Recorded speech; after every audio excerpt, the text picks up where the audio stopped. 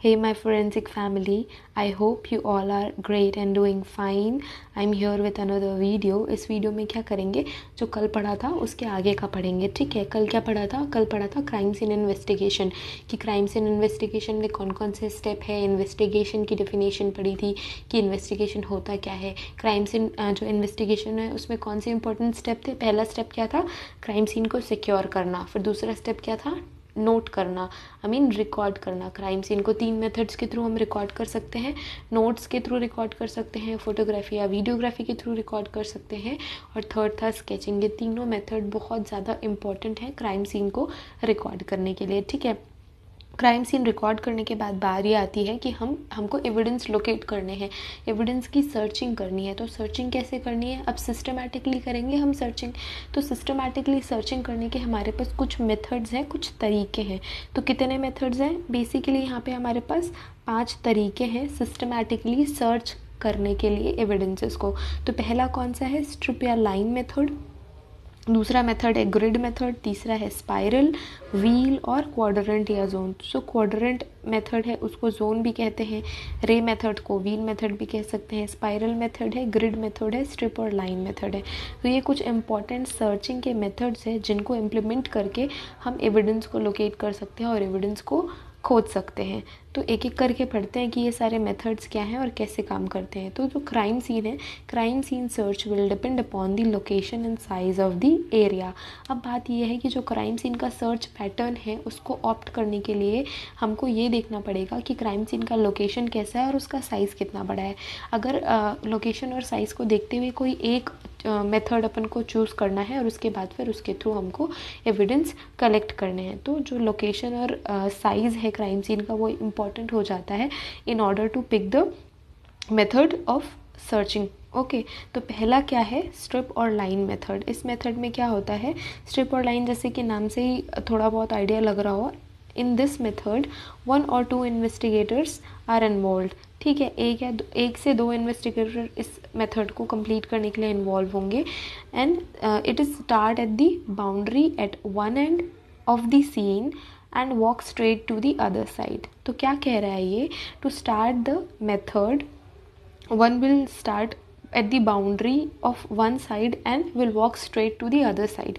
तो एक बाउंड्री से शुरू करना है क्राइम सीन सर्चिंग का मेथड, और स्ट्रेट नेक्स्ट जो बाउंड्री है वहाँ तक एक लाइन में, स्ट्रेट लाइन में वॉक करके जाना है.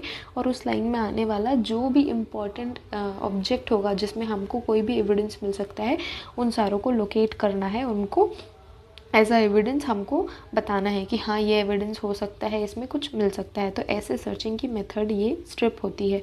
ठीक है, स्ट्रिप या लाइन मेथड. नेक्स्ट है it's use at those crime scene where boundaries are present. तो अगर हम बाउंड्री से सर्चिंग शुरू कर रहे हैं, एक बाउंड्री से दूसरी बाउंड्री तक, तो अब उस क्राइम सीन में बाउंड्रीज होना तो इम्पॉर्टेंट है ना. ऐसी जगह जहाँ पे बाउंड्रीज नहीं है, फॉर एग्जांपल अगर कोई जंगल है, कोई बहुत बड़ा ग्राउंड है, वहाँ पे कोई क्राइम हुआ है और वो हमारा क्राइम सीन है, तो वहाँ पे जब बाउंड्रीज प्रेजेंट ही नहीं है तो हम लाइन पैटर्न यूज़ नहीं कर सकते सर्चिंग के लिए. तो इसका एक रिक्वायरमेंट है कि बाउंड्रीज प्रेजेंट होनी चाहिए. ये हम परफॉर्म कर सकते हैं किसी रूम पे, हॉल पे, जहाँ पे बाउंड्रीज प्रेजेंट हो और जिसके थ्रू हम सर्चिंग को कर सकें. नेक्स्ट, अच्छा ये फोटोग्राफ है कि सर्चिंग मेथड कैसे होती है. तो ये 4 बाउंड्री से अपने पास बाउंड्रीज हो गई.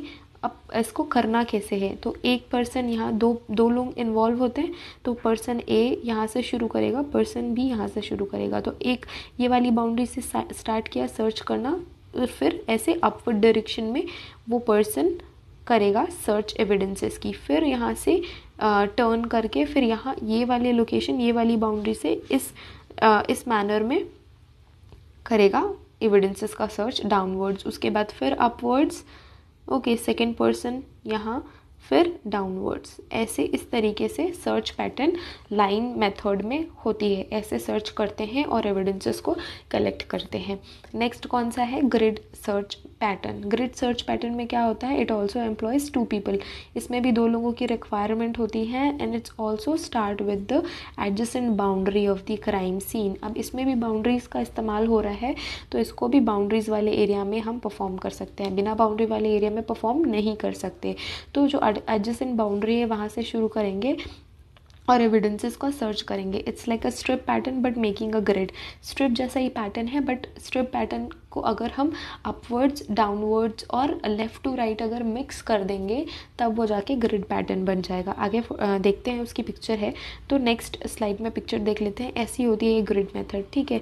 यहाँ से एक पर्सन ने स्टार्ट किया, सपोज पर्सन ए, और यहाँ से अगर बी पर्सन ने स्टार्ट किया या ए जो पर्सन है उसने ही ये सारा एविडेंस लोकेट करा, तो ऐसे भी कर सकते हैं। यहाँ लेफ़्ट टू राइट उस पर्सन ने जाना है, ये वाली बाउंड्री से शुरू करा एविडेंस का सर्चिंग, ये स्ट्रेट लाइन गई, फिर नेक्स्ट ये लेफ़्ट टू राइट और right to left searching method शुरू हुआ हमारा, फिर लेफ़्ट टू राइट और फिर राइट टू लेफ़्ट, ऐसे सर्च पैटर्न चलते जाएगा।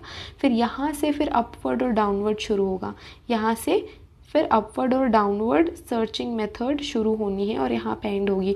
बट ऐसे भी हो सकती है, एक पर्सन ने यहाँ से शुरू करा, एक पर्सन ने यहाँ से शुरू करा, तो ये पहले अपवर्ड डाउनवर्ड कर सकते हैं and then left to right कर सकते हैं। बट इस पैटर्न को परफॉर्म करेंगे इस मैनर में कि ग्रिड बने और उसके जो भी रास्ते में जो भी एविडेंस हो या उस एरिया में जो भी एविडेंस है, सारा कुछ हमको लोकेट करना है और उनका कलेक्शन करना है आगे। बट ये जो इस तरीके की जो मेथड्स होती हैं लोकेट करने की एविडेंसेस को, ये कहलाती है grid search method.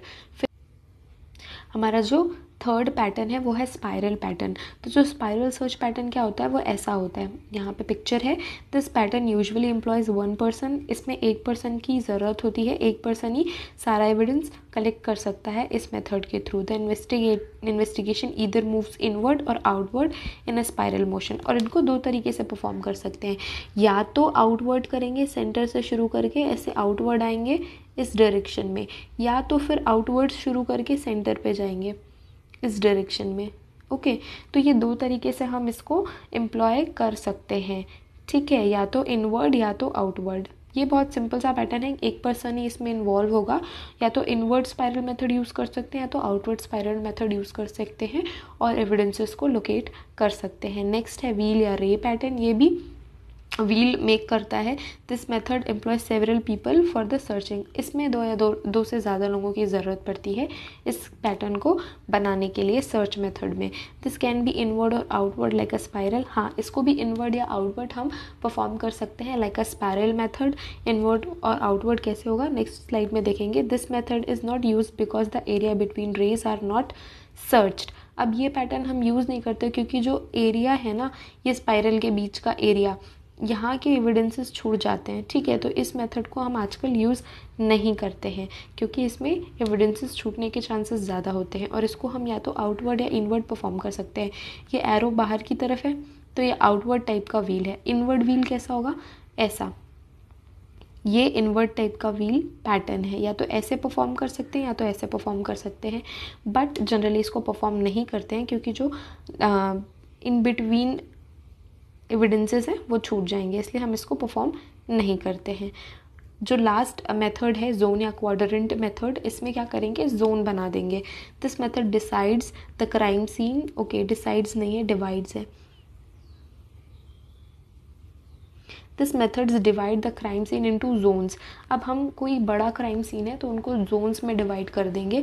The team member assigned to search each section. अब हम जोन मेथड में अगर जोन क्रिएट कर रहे हैं तो डिफरेंट जोन को असाइन करेंगे टू द डिफरेंट पीपल ताकि वो उस एरिया को कम्प्लीटली चेक कर सके एविडेंस है या नहीं है। इस वजह से इनमें भी कुछ लोग लग सकते हैं। अगर हम जितने जोन्स बनाएंगे उतने लोगों की ज़रूरत पड़ेगी ताकि वो उन जोन्स को जाके सर्च करें। This method is best for crime scene which covers the large area. अब ये जो मेथड है वो उस एरिया के लिए सूटेड है जो कि काफ़ी बड़ा है और एक बार में एक पर्सन या दो पर्सन उनको उस एरिया को कवर नहीं कर सकते, क्राइम सीन एरिया को उसमें सर्च करने के लिए एविडेंसेस का। इस वजह से जोन का क्रिएशन हुआ है। अभी जैसे हमारे देश में कोरोना की प्रॉब्लम चल रही है, ठीक है, तो कोरोना में क्या डिफरेंट जोन्स बना दिए हैं ना कि जहाँ पे केसेस ज़्यादा है वो रेड जोन है, जहाँ पे केसेस मॉडरेट लेवल के है वो ऑरेंज जोन है, जहाँ पे केसेस कम है या बिल्कुल नहीं है वो ग्रीन जोन है। तो ऐसे जोन्स क्रिएशन किया गया है ताकि उन जोन में अच्छी तरीके से जो भी आप काम करना चाहते हो वो कर सको। तो जब कोई एरिया बड़ा हो जाता है तो हम उनको जोन्स में क्रिएट करके अपना वर्क कर सकते हैं। तो हमारा वर्क क्या है अभी यहाँ पे, हमारा वर्क ये है कि हमको फिज़िकल एविडेंस लोकेट करना है। तो हम बड़े से एरिया को अगर जोन्स में डिवाइड कर देंगे तो ईजिली फिज़िकल एविडेंस हम लोकेट कर पाएंगे और कलेक्ट कर पाएंगे। तो जोन का पैटर्न कुछ ऐसा होता है, ये एक बड़ा एरिया है, इसको या तो हम 4 भागों में डिवाइड कर सकते हैं, ठीक है, या तो 4 जगहों पे डिवाइड कर सकते हैं, 4 जोन्स में डिवाइड कर सकते हैं, ठीक है, या फिर जो एक जोन है उसको फर्दर और 4 जोन्स में डिवाइड कर सकते हैं अगर कुछ ज़्यादा ही बड़ा एरिया है, या फिर इनको भी और 4 जोन्स में डिवाइड कर सकते हैं। तो वो डिपेंड करेगा एरिया के ऊपर। तो ऐसे ही हम जितने भी जोन्स बनाना चाहें उतने जोन्स बना के उन जोन्स में एविडेंस का कलेक्शन और लोकेशन। तो हमने सारा एविडेंस तो लोकेट कर लिया, अब उनको क्या करना है कलेक्ट करना है और पैक करना है। तो अब ये कैसे करेंगे, इसका भी कुछ प्रोसीजर है हमारे पास कि हम कैसे लोकेट करने के बाद कलेक्ट करेंगे एविडेंसेस को और कैसे पैक करेंगे क्राइम सीन पे। तो जो फिजिकल एविडेंसेस है, physical evidence can be anything from massive objects to microscopic traces. अब जो हमारे फिजिकल एविडेंसेस है वो कैसे भी टाइप के हो सकते हैं, या तो कोई वो बहुत बड़ा ऑब्जेक्ट हो सकता है, या तो माइक्रोस्कोप जितने छोटे माइक्रोस्कोपिक एविडेंस हो सकते हैं जो फिजिकल एविडेंस है हमारे। तो उनको हमको कलेक्ट भी करना और पैक भी करना है। Everything should be collected carefully. अब हमको सब कुछ कलेक्ट करना है, उन सारी पॉसिबल चीज़ों को कलेक्ट करना है जो हम एज अ एविडेंस यूज़ कर सकते हैं। Everything should be collected and wrapped separately to avoid loss of trace material. और सबको अलग अलग सेपरेट करना है, ऐसा नहीं एक बैग ले लिया उसमें सारा कुछ भर दिया और कलेक्ट कर लिया, नहीं, हमको सारे ट्रेस मटेरियल्स को डिफरेंटली अलग अलग सेपरेट पैकेट्स में सेव करना है, पैक करना है, ताकि उनमें कोई क्रॉस कंटामिनेशन ना हो और उसकी प्रॉपर्टी ख़राब ना हो, क्योंकि हमको वो बाद में जाके लैब में एनालाइज भी तो करना है।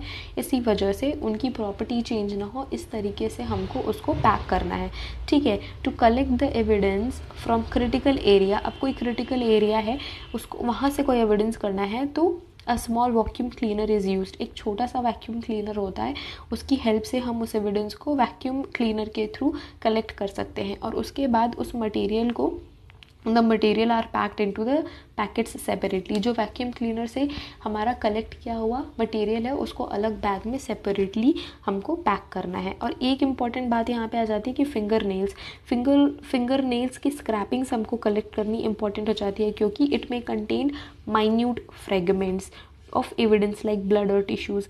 अगर कोई भी क्राइम हुआ है उसके पहले स्ट्रगलिंग हुई है या जो भी कुछ भी पॉसिबिलिटीज़ हैं हाथापाई होने की, तो ऐसे में क्या जो फिंगर नेल्स हैं उसमें कुछ एविडेंस रहते हैं, या तो मिट्टी हो सकती है, या तो ब्लड हो सकता है, या तो कोई टिश्यू होगा, ठीक है। तो जो फिंगर नेल की स्क्रैपिंग्स है वो हमको माइक्रोस्कोप से एनालाइज करनी चाहिए। इस वजह से फिंगर नेल की स्क्रैपिंग भी कलेक्ट करना इम्पॉर्टेंट होता है और ये करना ही चाहिए। और ये कैसे कलेक्ट करेंगे, जो टूथपिक होता है ना उससे हम फिंगर नेल स्क्रैपिंग को कलेक्ट करेंगे और पैक करेंगे। अब ऐसे कोई शार्प ऑब्जेक्ट से नहीं करना है जिससे कि ब्लड जो भी पर्सन है, जिस भी पर्सन का आप फिंगर नेल की स्क्रैपिंग कलेक्ट कर रहे हो उसका ब्लड आप निकाल लो, क्योंकि ऐसे में हमारा एविडेंस ख़राब हो जाएगा और हमको उस पर्सन का ब्लड नहीं चाहिए। तो जो छोटा साफ टूथपिक होते हैं उनके हेल्प के थ्रू हम फिंगर नेल स्क्रैपिंग्स कलेक्ट करते हैं। The search of physical evidence is not limited to the crime scene only, autopsy room is also important. अब ऐसा नहीं है कि क्राइम सीन पे ही बस हमको फिजिकल एविडेंस मिल सकते हैं, ऑटोप्सी रूम पे भी हमको जाना ज़रूरी है। और वहाँ पे भी अगर कोई पॉसिबल एविडेंस जो हमारे क्राइम सीन पे हमसे नेगलेक्ट हो गया है और वहाँ पे अगर नोटिस होता है तो वहाँ पे भी ध्यान देना फिजिकल एविडेंसेस का इम्पॉर्टेंट हो जाता है। तो सिर्फ क्राइम सीन पे ही नहीं, जहाँ पे ऑटोप्सी हो रही है ऑटोप्सी रूम पे भी हमको फिजिकल एविडेंस का सर्च एक बार करना चाहिए। Generally these evidences are important to collect from the crime scene. अब ये क्या बोल रहा है, जनरली दीज एविडेंसेस, ये जनरल एविडेंसेस है जो हमेशा कलेक्ट किए जाते हैं। तो क्या है, victim's clothing, finger nail scraping, blood, head and pubic hair, recovered bullets from the body and hand swabs in case of gun. अगर गन यूज़ करी हुई है किसी भी क्राइम में तो हैंड्स में क्या GSR प्रेजेंट हो सकता है, तो इसी वजह से हैंड स्वैब्स कलेक्ट करना इंपॉर्टेंट है। बॉडी से रिकवर्ड बुलेट कलेक्ट करना इंपॉर्टेंट है। अब यहाँ पे आ रही है विक्टिम्स क्लोथिंग। तो विक्टिम्स की क्लोथिंग बहुत इंपॉर्टेंट रोल प्ले करती है, क्योंकि उसमें हमेशा प्रोबेबिलिटी ज़्यादा होती है ट्रेस एविडेंसेस के मिलने की। ट्रेस एविडेंस वो होते हैं जो बहुत छोटे होते हैं या जो स्मॉल क्वांटिटीज़ में होते हैं, जो हम नॉर्मली नेगलेक्ट कर सकते हैं। बट अगर डिटेल्ड सर्चिंग करी जाए या डिटेल्ड हम एग्जामिनेशन करेंगे तो जो क्लोथिंग्स है उसमें या तो हेयर मिल सकता है, कोई डिफरेंट फाइबर मिल सकता है, बहुत सारी पॉसिबिलिटीज़ हो सकती हैं कि हम ट्रेस एविडेंस ढूंढ सके विक्टिम की क्लोथिंग में। इस वजह से विक्टिम की क्लोथिंग हमको कलेक्ट करना इंपॉर्टेंट होती है। नेक्स्ट है हैंडलिंग ऑफ द एविडेंस। अब हमने कलेक्ट भी कर लिया, पहले सिक्योर कर लिया क्राइम सीन, नोट भी कर लिया कि कैसा है क्राइम सीन, फोटोग्राफी कर ली और स्केचिंग भी कर लिया, सारा कुछ कर लिया। उसके बाद हमने सर्च भी कर लिया, सर्चिंग मेथड्स कर लिए, अच्छे से हमने पता कर लिया कि हाँ ये एविडेंसेस हो सकते हैं। अब उन सबको कलेक्ट भी कर लिया, अब उनको हैंडल कैसे करना है। अब ऐसा तो नहीं है कि कलेक्ट कर लिया बस बिल्कुल थैले में लेके चले लैब, ऐसा तो नहीं होगा। तो हैंडलिंग के भी कुछ इंपॉर्टेंट प्रोसीजर्स हैं या कुछ पॉइंट है जिनको हमको दिमाग में रखना है। तो हैंडलिंग कैसे करनी है, हैंडलिंग करने के लिए कुछ प्रोसीजर्स हैं। Investigator should process the evidence in such a manner that the evidence remains safe and unchanged during the transportation of the lab. तो ये क्या बोल रहा है, हमको ऐसे एविडेंस कलेक्ट करना है इस तरीके से। तो जो इम्पॉर्टेंट एविडेंसेस है, तो जो एविडेंस है जो कि इम्पॉर्टेंट है, सारे एविडेंस हमारे लिए इम्पॉर्टेंट है, तो उनको हमको ऐसे इस मैनर में कलेक्ट करना है, इस मैनर में हैंडल करना है ताकि वो सेफ़ रहे। ऐसा नहीं कि बॉटल्स खुल गई, बिखर गया, एविडेंस जो हमने कलेक्ट करा है सारा कुछ ख़राब हो गया। इस तरीके से इस मैनर में हमको एविडेंस कलेक्ट नहीं करना है। इस तरीके से कलेक्ट करना है कि वो सेफ़ रहे और अनचेंज रहे during transportation to the lab. जो क्राइम सीन से लैब जाते वक्त इस तरीके से करना है कि वो सारा कुछ सेफ़ रहे और ऐसे रहे कि चेंज बिल्कुल ना हुआ है। जिस तरीके से हमने पैक किया था वैसे ही तरीके से वो लैब तक पहुँचे। Investigator should collect the whole object bearing the evidence if object is movable और स्मॉल। अगर कोई ऐसा ऑब्जेक्ट है जिसमें कोई फिजिकल एविडेंस प्रेजेंट है या फॉर एग्जाम्पल अगर फिंगरप्रिंट प्रेजेंट है, तो कोई वाज है जिसमें फिंगरप्रिंट प्रेजेंट है, तो ऐसा नहीं करना कि वहाँ बस फिंगरप्रिंट डेवलप करने लग गए, वहाँ पे फिंगरप्रिंट लिफ्ट करने लग गए, ऐसा नहीं करना है। वो पूरा का पूरा ऑब्जेक्ट जो है वो हमको प्रिजर्व करना है, वो हमको कलेक्ट करना है। अगर वो मूवेबल है और ऐसा इस साइज़ का है कि जिसको हम कलेक्ट कर सकते हैं। अगर अब कोई वॉल में प्रेजेंट है या घर के किसी दरवाजे में फिंगरप्रिंट प्रेजेंट है, तो ऐसा नहीं कर सकते कि पूरे जो दरवाज़ा है उसको एज ए एविडेंस हम कलेक्ट कर लें। अगर वो मूवेबल है और वो स्मॉल है, इतना स्मॉल होना चाहिए कि हम उसको कलेक्ट कर सकें, तो हमको प्रायोरिटी देनी है ऑब्जेक्ट कलेक्शन पे।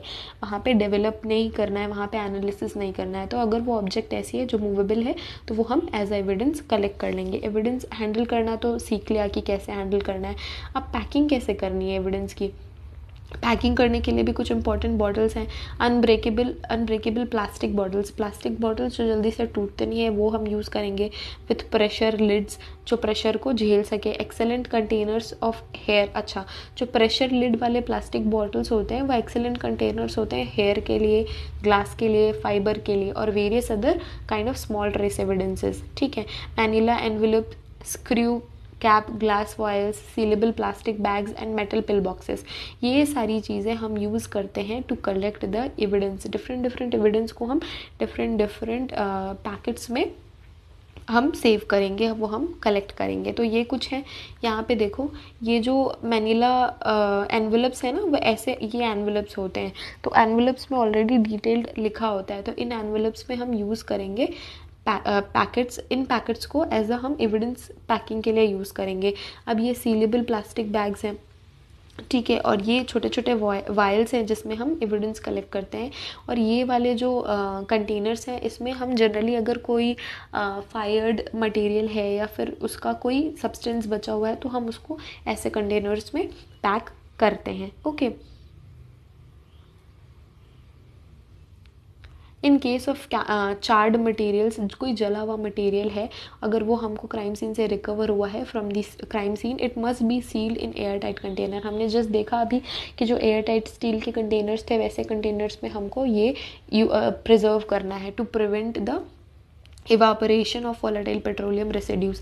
अब कुछ इवेपोरेट भी होगा, है ना, तो उनको भी प्रोटेक्ट करने के लिए हमको सील्ड, मतलब उसमें बिल्कुल भी कुछ भी इवेपोरेट कहीं से भी निकलने, इवेपोरेशन कहीं से निकलने की जगह नहीं होनी चाहिए। ऐसे कंटेनर्स में हमको उसको पैक करना है। न्यू पेंट कैंस और टाइटली आर हाईली रिकमेंडेड। तो जो पेंट के कैंस होते हैं वो ज़्यादा हाईली रिकमेंडेड होते हैं कलेक्ट करने के लिए। In case of biological materials are never stored in air tight containers. अब जो बायोलॉजिकल मटेरियल्स हैं उनको हम कभी भी एयर टाइट कंटेनर्स में नहीं रखेंगे, उनको कभी भी एयर टाइट कंटेनर्स में स्टोर नहीं करना है। क्यों? क्योंकि एयर टाइट कंटेनर का जो इन्वायरमेंट होता है वो फंगस और मोल्ड को ग्रो करने के लिए अच्छा इन्वायरमेंट दे देता है, जिसकी वजह से हमारा जो बायोलॉजिकल मटेरियल है वो डिस्ट्रॉय हो जाता है। इस वजह से उनको कभी भी एयर टाइट कंटेनर्स या एयर टाइट प्लास्टिक बैग्स में नहीं रखना है। बहुत सारे केसेस में ऐसे अगर बायोलॉजिकल एविडेंसेस को प्लास्टिक बैग्स में जब भी रखा गया है, वो लैब आते तक उसमें फंगल इन्फेक्शन हो जाता है, फंगल ग्रोथ हो जाता है, जिसकी वजह से वो एविडेंस ख़राब हो जाता है। इस वजह से ऐसे एनवेलप्स में हमको करना है जिससे एयर पास होती रहे, और वो जो बायोलॉजिकल मटेरियल है उसको एयर ड्राई करके ही पैक करना है। Air drying is recommended. Yes, अभी हमने बोला air drying is recommended and packed in separate paper bags. Paper bags में जो मैनिला एनवेलप्स थे उनमें हमको बायोलॉजिकल एविडेंस ड्राई करने के बाद स्टोर करने हैं। इन केस ऑफ डीएनए एविडेंसेस, अब डीएनए एविडेंसेस की बात करें तो DNA evidences is the most sensitive and significant. अब सेंसिटिव भी है, सिग्निफिकेंट है, तो उनको भी हमको सेपरेटली प्रिजर्व करना है, सेपरेटली कलेक्ट करना है और स्टोर करना है। DNA deposited on the evidence such as saliva, sweat, skin cells, blood. अब जो डीएनए है वो किस में प्रेजेंट हो सकता है? हमारे सलाइवा में प्रेजेंट होता है, स्वेट में प्रेजेंट होता है, स्किन सेल्स में प्रेजेंट होता है, ब्लड में प्रेजेंट होता है। वो जो भी टिश्यू या जो भी चीज़ जिसमें न्यूक्लियस प्रेजेंट होता है उसमें हमारा डीएनए प्रेजेंट होता है। तो ये सारी चीज़ों में डीएनए प्रेजेंट होता है। तो हमको जो क्राइम सीन है वहाँ पे क्या क्या ऑब्जेक्ट्स मिल सकते हैं? च्युइंगम्स अगर मिल रहे हैं तो वो कलेक्ट करना इंपॉर्टेंट है। स्वेट बैंड्स, जो कैप होती है, हैट होती है, उसके जो स्वेट बैंड्स है वो कलेक्ट करना है, क्योंकि उससे भी हम डीएनए एविडेंसेस ले सकते हैं। बेडशीट में क्या रहती है? It contains dead skin cells, cigarette butts. ये सारी चीज़ों को हमको कलेक्ट करना है in order to do DNA examination. ठीक है। While collecting the evidence person should wear the mask and disposable latex gloves. अब मास्क क्यों पहनना है और डिस्पोजेबल लेटेक्स ग्लोव्स क्यों पहनना है? अगर स्वेटिंग हो रही है या अगर आप एविडेंस कलेक्ट करते करते उनमें आपको स्नीजिंग हो जाती है या कफिंग करते हो, तो उसमें आपका भी जो डीएनए मटेरियल है वो चला जाएगा और जो हमारा ओरिजिनल डीएनए एविडेंस है वो कंटामिनेट हो जाएगा। क्यों पहनते हैं? To protect the contamination while sneezing और अदर सिचुएशंस। स्नीजिंग और अदर सिचुएशंस में आपके डीएनए मिक्स हो सकते हैं। जो सैंपल का डीएनए है और आपका छींकने या खांसने से जो आपका डीएनए एविडेंसेस है थ्रू सलाइवा या फिर स्वेट, वो मिक्स हो सकता है और हम किसी भी रिजल्ट तक नहीं पहुंचेंगे। फिर लास्ट में बात करेंगे चेन ऑफ कस्टडी की। चेन ऑफ कस्टडी क्या है? A list of people who came in possession to the item of the evidence. वो सारे लोगों का नाम लिस्ट डाउन करना है और कितने टाइम आपने एविडेंस उनको दिया ये लिखना है। इसमें क्या होगा कि सारे पर्सन्स का नाम प्रेजेंट रहेगा, तो कोई गड़बड़ी नहीं हो सकती कि अगर कोई भी ऐसा पर्सन है, अगर उस केस में अगर वो इन्वॉल्व है और वो उसने एविडेंस को इधर उधर करना चाहा, तो ऐसे कंडीशंस में वो नहीं कर सकता, क्योंकि सारे लोगों का नाम और टाइम इसमें हमको मेंशन करना है कि कब किसने इस XYZ एविडेंस को कलेक्ट किया या उनके पास हमने उस एविडेंस को दे दिया। तो ये ऐसा कुछ दिखता है। ठीक है, ऐसा कुछ होता है चेन ऑफ कस्टडी का पेज। ठीक, तो चेन ऑफ कस्टडी कुछ ज़्यादा बड़ी बात नहीं है, उसमें सिर्फ ये लिस्ट डाउन करना है उन लोगों का नाम जो उस एविडेंस आइटम के पोजेशन पे आए या फिर उस एविडेंस आइटम को उन्होंने पोजेस किया। इसके बाद तो नॉर्मल सा फ्लो है चीज़ों का। जैसे कि सेंडिंग टू द लेबोरेटरी। अब सब कुछ हमने कलेक्ट कर लिया, पैक कर लिया, प्रिजर्व कर लिया, तो हम लेबोरेटरी सेंड करेंगे to analyse the evidence. Evidence का एनालिसिस होगा, रिपोर्ट फॉर्मेशन होगा और लास्ट में हम उसको प्रेजेंट करेंगे as the evidence in the court. तो ये होता है पूरा क्राइम सीन का इन्वेस्टिगेशन और प्रोसीजर्स जिसके थ्रू हम कलेक्ट करते हैं चीज़ों को, एनालाइज करते हैं, लैब सेंड करते हैं, सबसे पहले क्राइम सीन पे पहुंचते हैं। तो ये जो एक पूरा फ्लो है क्राइम सीन एविडेंस का, ये कुछ ऐसा फ्लो है। अगर आपको ये वीडियो अच्छी लगी तो please appreciate it and thank you so much for watching this video. Have a great day.